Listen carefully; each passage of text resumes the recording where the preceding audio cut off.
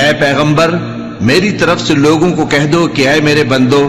جنہوں نے اپنی جانوں پر زیادتی کی ہے اللہ کی رحمت سے نا امید نہ ہونا، اللہ تو سب گناہوں کو بخش دیتا ہے، بے شک وہی تو ہے بڑا بخشنے والا بڑا مہربان۔ اور اس سے پہلے کہ تم پر عذاب آ واقع ہو اپنے پروردگار کی طرف رجوع کرو اور اس کے فرما بردار ہو جاؤ، ورنہ بعد میں تم کو مدد نہیں ملے گی۔ اور اس سے پہلے کہ تم پر ناگہاں عذاب آ جائے اور تم کو خبر بھی نہ ہو اس نہایت اچھی کتاب کی جو تمہارے پروردگار کی طرف سے تمہاری جانب نازل ہوئی ہے پیروی کرو۔ ایسا نہ ہو کہ اس وقت کوئی شخص کہنے لگے کہ ہائے اس کوتاہی پر افسوس ہے جو میں نے اللہ کا حق ماننے میں کی اور میں تو ہنسی ہی کرتا رہا، یا یہ کہنے لگے کہ اگر اللہ مجھ کو ہدایت دیتا تو میں بھی پرہیزگاروں میں ہوتا، یا جب عذاب دیکھ لے تو کہنے لگے کہ اگر مجھے پھر ایک دفعہ دنیا میں جانا ہو تو میں نیکوکاروں میں ہو جاؤں۔ ارشاد ہوگا کیوں نہیں، میری آیتیں تیرے پاس پہنچ گئی تھی مگر تو نے ان کو جھٹلایا اور شیخی میں آ گیا اور تو کافر بن گیا۔ پر اے مخاطب جن لوگوں نے اللہ پر جھوٹ بولا تم قیامت کے دن دیکھو گے کہ ان کے چہرے سیاہ ہو رہے ہوں گے، کیا تکبر کرنے والوں کا ٹھکانہ دوزخ میں نہیں ہے؟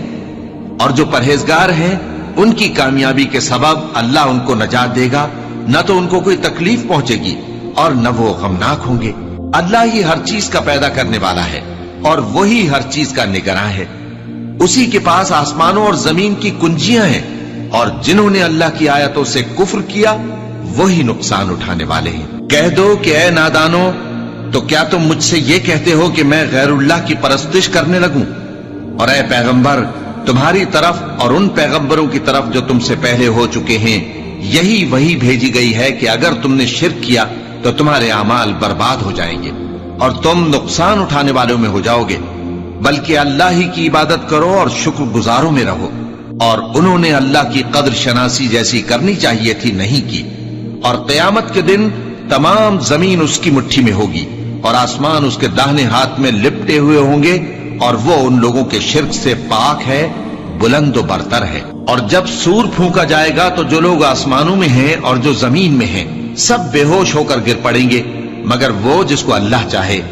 پھر دوسری دفعہ سور پھونکا جائے گا تو فوراً سب کھڑے ہو کر دیکھنے لگیں گے، اور زمین اپنے پروردگار کے نور سے چمک اٹھے گی اور اعمال کی کتاب کھول کر رکھ دی جائے گی، اور پیغمبر اور دوسرے گواہ حاضر کیے جائیں گے، اور ان میں انصاف سے فیصلہ کیا جائے گا اور ان کے ساتھ بے انصافی نہیں کی جائے گی۔